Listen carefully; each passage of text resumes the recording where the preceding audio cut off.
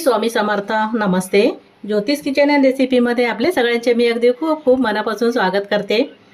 इथे आज एकदम पौष्टिक आणि हेल्दी असे मी अख्ख्या मुगाचे लाडू बनवते.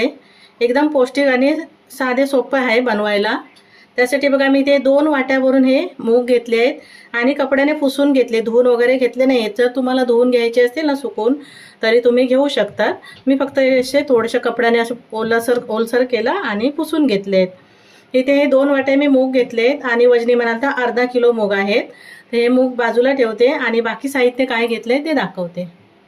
इथे मी खसखस घेतलाय, 1 चमचा वरून आहे मोठा चमचा, आणि 1 सुंठाचा तुकडा घेतलाय. ते किसून घेणार आहे मी आणि नंतर मग हे किसून घेते. 1 चमचा मेथीदाणे घेतलेत. मेथीदाणे तुम्हाला जर घालायचे असेल तर घाला, नाही घातलात तरी चालेल, पण मी घालते आहे. थोडेसे मनुका घेतलेत, हे पिस्ता घेतलेत, बदाम आहे आणि काजू आहेत. हे तूप घेतलं आहे मी, जसं लागेल तसं घालायचं तूप. वेलची पावडर घेतली, 1 वाटी सुकं खोबरं घेतलं आहे, ते किसून घेणार आहे, आणि मखाना घेतला आहे. बाकी आपल्याला तूप लागेल आणि गूळ लागेल. तर आता सगळ्यात पहिलं आपण गॅसकडे जाऊया. आणि तुम्हाला जर याच्यामध्ये काही घालायचं असेल ड्रायफ्रूट, जे आपल्या मनाने घालायचं, जे असेल आपल्याकडे ते घालू शकता. सर्वच घालायचं असं काय नाही आहे, जे आवडीप्रमाणे तुम्ही जे आहे ते घालू शकतात. तर आपण आता हे गॅसकडे जाऊया. मी इथे गॅसवर कढई ठेवली आहे आणि गॅस पूर्णपणे कमी करायचा आणि मूग घालून घेते.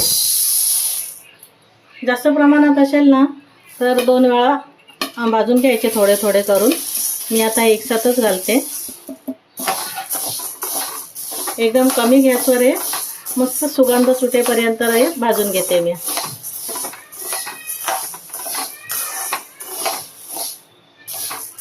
आता मुगाचा रंग कसा हिरवागार दिसतोय आणि जसे भाजून थोडेसे भाजत येतील ना तर रंग थोडासा बदलेल आणि एक मस्त सुगंध येईल. तर आपण समजायचं की मूग भाजले गेले. तर आता मी ते मूग भाजून घेते पहिलं. इथे मूग सतत ढवळत मी भाजून घेतले आणि मस्त एक सुगंध सुटलाय मूग भाजलेल्याचा आणि रंगही बदललाय. आता हे मूग मी काढून घेते.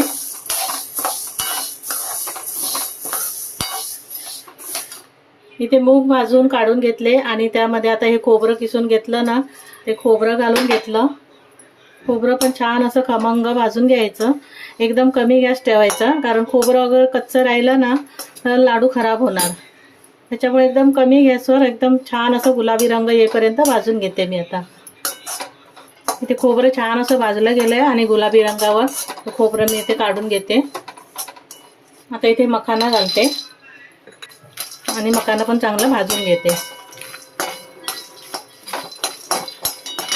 चांगला कुरकुरीत होईपर्यंत भाजून घ्यायचा, कडक असं एकदम हाताने फुटला गेला पाहिजे. तर इथे मी मखाना भाजून घेते. इथे आता मखाना पण भाजला गेला आहे. हाताने बघायचं असं चटका लागला, हाताने बघायचं असं तुटतोय मस्त छान असं एकदम कुरकुरीत झालाय. आता इथे मखाना काढून घेते. इथे आता खसखस घालते आणि तो पण भाजून घेते. खसखस लगेच भाजला जातो, तुपामध्ये वगैरे भाजत नाही मी, असंच भाजते. इथे खसखस पण भाजला गेलाय, तो पण काढून घेते. इथे मेथी घालते आणि ती पण भाजून घेते. 1 चमचा घेतली आहे मेथी फक्त. थोडीशी जास्त घ्यायची तर घेऊ शकता, 2 चमचे वगैरे, किंवा नाही घातली तरी चालेल नसेल आवडत तर. ती पण थोडीशी परतून घेते भाजून. इथे आता मेथी पण भाजली गेली आहे. जास्त पण एकदम करपवायची नाही, मग जास्त कडू लागते मेथी. 1-10 मिनिट असं परतून घ्यायचं, कारण कढई गरम आहे, लगेच भाजले जातं. आता ते मेथी पण काढून घेते. इथे आम्ही थोडंसं तूप घालून घेते. ह्याच्यामध्ये बदाम, काजू आणि पिस्ता मी चांगले परतून घेते तुपावर. मनुका मी नंतर घालणार आहे, कारण मनुका कसे लगेच भाजले जातात ना, त्याला वेळ लागत नाही मनुकाला. हे काजू, बदाम आणि पिस्ता मी भाजून घेते. हे ड्रायफ्रूट जे आहेत ना तुम्ही तुमच्या आवडीप्रमाणे कमी जास्त किंवा जे असेल ते घाला. इथे आता काजू, बदाम, पिस्ता हलकेसे भाजले गेले ना, थोडासा रंग बदलला आहे काजूचा वगैरे. आता इथे मी मनुका जे आहेत ना त्या घालून घेते. इथे आता सतत ढवळा काजू, बदाम, पिस्ता आणि मनुका भाजून घेतले आहेत मी. मनुका किती मस्त फुललेले गेले आहेत ना, त्याच्यामुळे त्या नंतरच घालायच्या. मनुकाला जास्त वेळ लागत नाही. आणि आता हे पण मी काढून घेते आणि थंड करत ठेवते. इथे आपले सर्व जिन्नस भाजून झाले आहेत. आता तोपर्यंत मूग पण थंड झाले असतील. मी काढून घेते. इथे मूग एकदम गार करून घेतले पूर्णपणे आणि मिक्सरचं भांडं घेते मी, त्यामध्ये घालून घेते. 2 वेळा वाटते मी थोडे थोडे करून, तर एकदम घातले तर वाटले जाणार नाही, त्याच्यामुळे मी हे आता वाटून घेते. इथे हे मूग मी वाटून घेतले आणि जेवढे शक्य आहे ना तेवढंसं बारीक मी वाटून घेतलंय. थोडंसं जाडसरच राहतं. आता हे बाजू काढून घेते मी आणि दुसरे मूग आहेत ना ते असेच आता वाटून घेते. इथे सर्व मूग मी वाटून घेतलेत आणि काढून घेते एका प्लेटमध्ये. त्याच मिक्सरच्या भांड्यामध्ये मी हे मेथी घालते आणि आधी मेथी फिरून घेते. ह्याच्यामध्ये जर मेथी नाही वाटली तर मी छोटं भांडं घेते, नंतर बघते जर वाटते का आधी, तर इथे थोडीशी आधी मेथी फिरून घेते, बाकी नंतर घालते साहित्य. मेथी थोडीशी वाटून घेतली आहे, पूर्णपणे वाटली नाही गेली आहे कारण कमी आहे ना मेथी, त्याच्यामुळे. काजू, बदाम, पिस्ता, मखाना पण घालते. हे सुकं खोबरं आहे ना ते पण घालून घेते. जर हाताने चुरून घालायचं असेल ना तसं घातलं तरी चालेल, पण मी ह्याच्यामध्ये एकदम वाटून घालते. हे सर्व मी वाटून घेते. इथे काजू, बदाम, पिस्ता, सुकं खोबरं आणि मेथी सर्व मी वाटून घेतलंय. आता हे ठेवते बाजूला. एकदम बारीक नाही केलं, थोडंसं जाडसरच ठेवलंय, कारण जास्त बारीक करायला गेलं तर तेल निघणार त्याच्यातून आणि असं खायला पण छान वाटतं, थोडंसं दाताखाली येतं ना. बाजूला ठेवते. सर्व जिन्नस मी वाटून घेतले आणि आता मी परत गॅसकडे आली आहे. त्याच कढईमध्ये परत 1 चमचा भरून तूप घालते. इथे आता तूप वितळलं गेलंय, त्यामध्ये हे जे छान असं वितळलं गेलंय. आता त्यामध्ये मूग वाटून घेतलेले ना ते घालून घेते. गॅस कमीच ठेवायचंय आणि सतत ढवळून घ्यायचंय भाजून पीठ.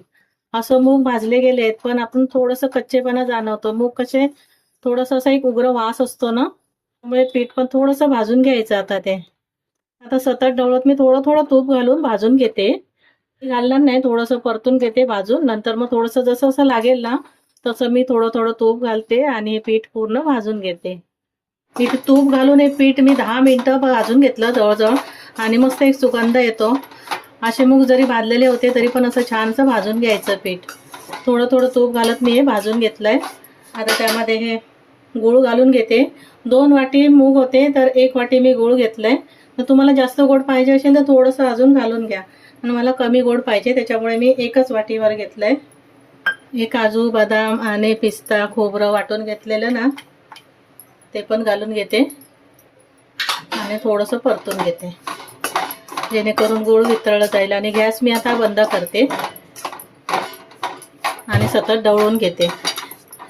जायफळ आणि वेलची आणि सुंठ पावडर मी नंतर घालणार आहे, थोडंसं आधी परतून घेते.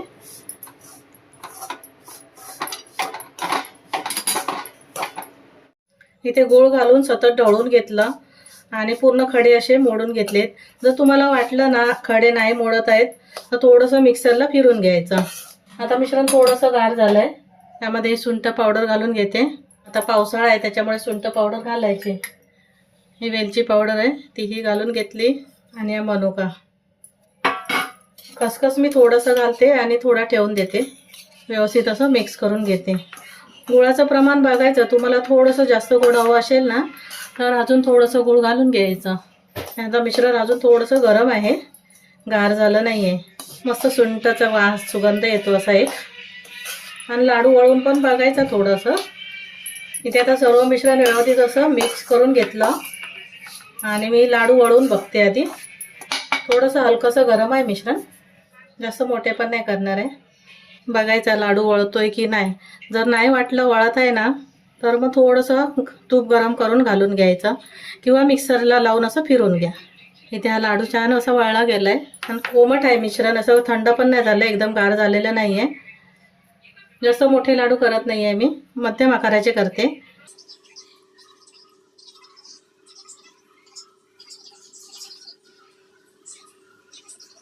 इथे दुसरा पण लाडू बनवून घ्यायचा आहे आणि थोडंसं मी खसखस घालते प्लेटमध्ये.